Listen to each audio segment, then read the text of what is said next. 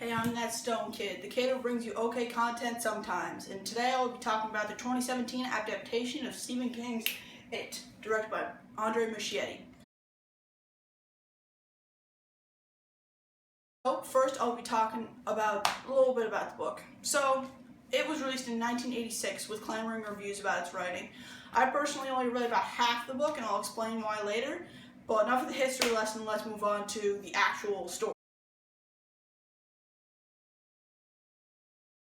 So first I'll talk about is the story. It's a pretty simple story.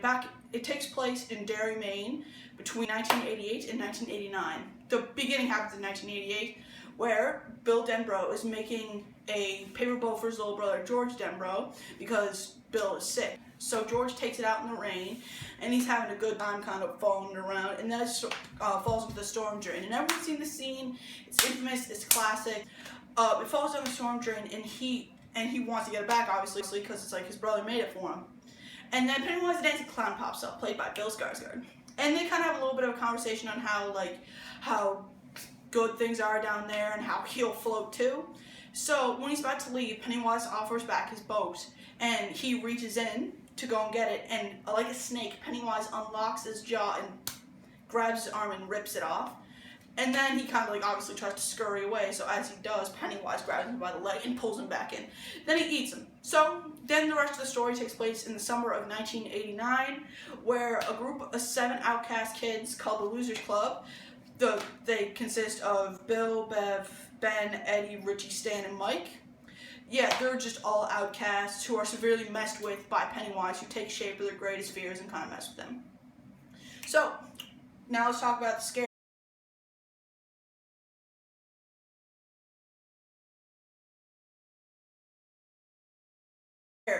So they're all good, they're all amazing. I'm not going to talk about them in any order whatsoever.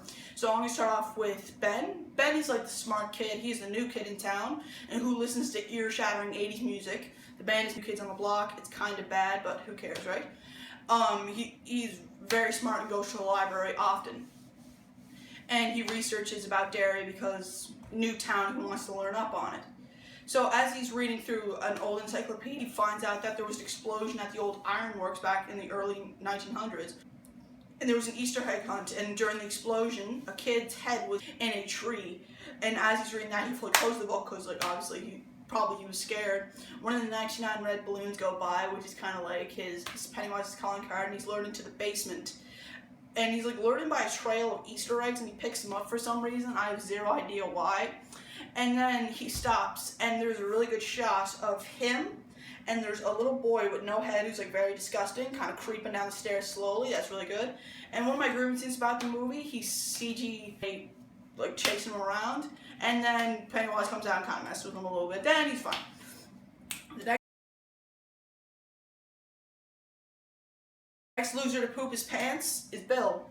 Bill, one day, while he's in his brother's room, he sees Zombie Georgie with his slicker on, and he lures him into the basement.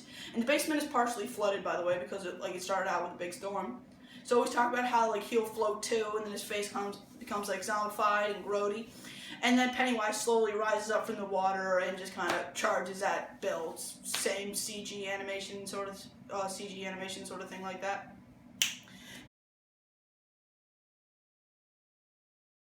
Next, Bev. Bev is the only girl member of the Losers Club, and she gets home and her creepy mofo father kind of harasses her a little bit. Then she goes to the bathroom to cut off a long lock of her hair which her father touched.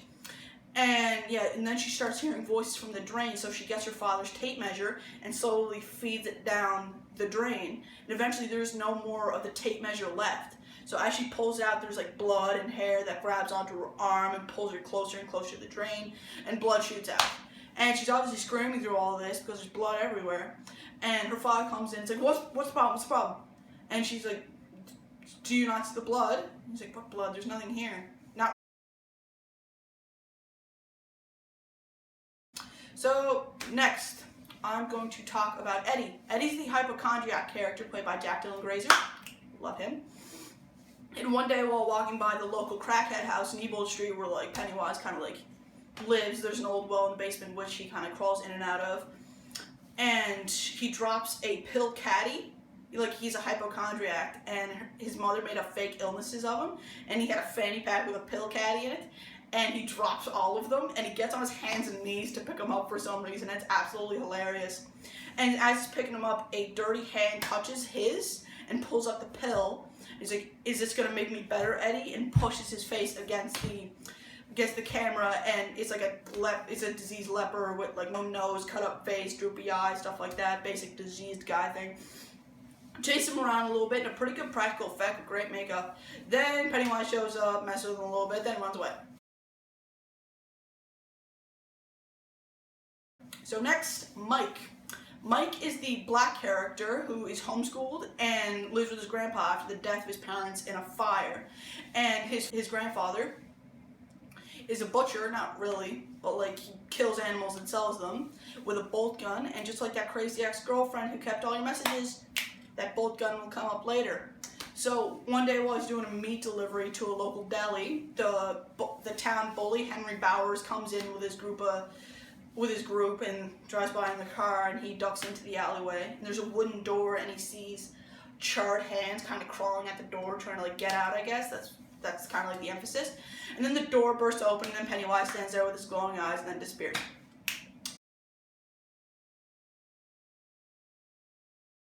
Next, Ritchie. Ritchie is my favorite character because he's like he's called Ritchie Trash Mouth Tozier. He's played by Finn Wolfhard of Stranger Things fame. He's really good. And his scare comes with he's afraid of clowns. Clowns. Yeah. And one day while they're at Nebold House because they kind of want to kill it, he is separated from Eddie and Ritchie who go into the house with him, and everybody else wants to stay guard outside. He's in a long room with a bunch of clown marionettes with a coffin at the end of it. So he goes and opens it, and it's like a doll of him. And then he closes it back up, then Pennywise pops up out of it, and he gives like a little reference to the miniseries, and CG jerks his way at him. So yeah. And also his scare consists of when they went to Bill's house and they were looking at a slide projector to see the map of the Derry sewer system, and Pennywise bursts out and kind of mess with them a little bit. You can say whatever you want. The slide projector thing happened first, but I like saying the second time at Nebold that really is a scare.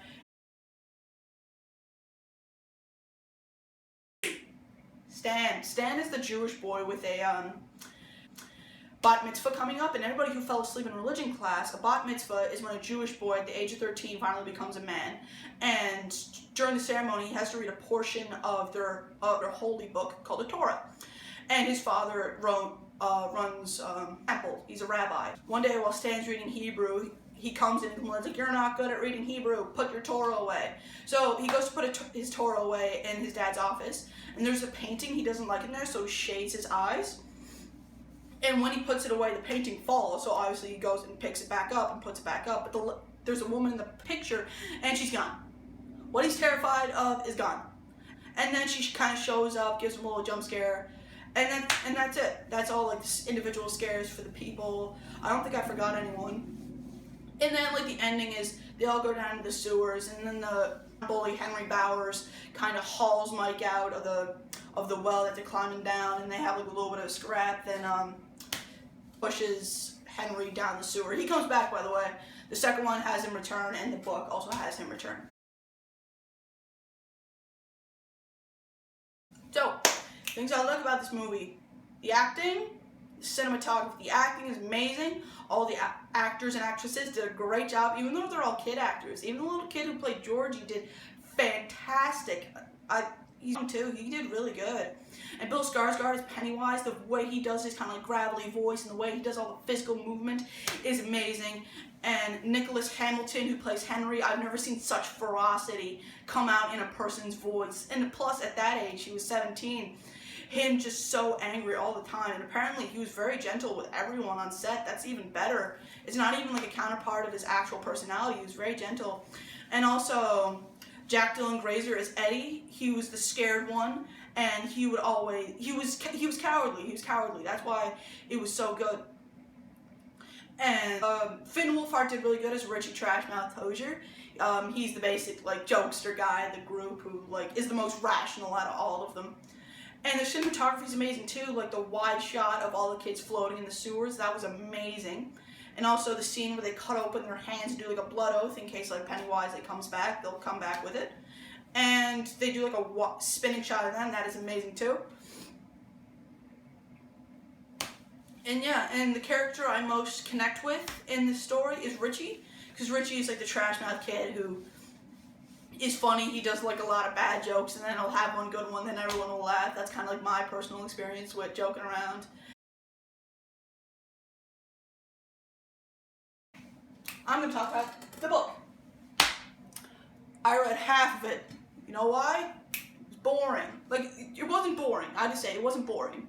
But when I was reading it, there was like 40 pages describing all the adults' path of career. Like, it was lame. I don't want to hear about that. In the Derry interlude chapters, I talked about bad things that happened in Derry, such as the old ironworks explosion.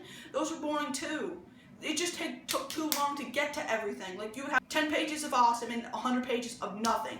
It was just slowly paced. And apparently it gets darker throughout. Apparently it gets better. But I'm at like page 575. I'm not going through that much. So that's really all I have to talk about the movie. I'm that Stone Kid, signing off.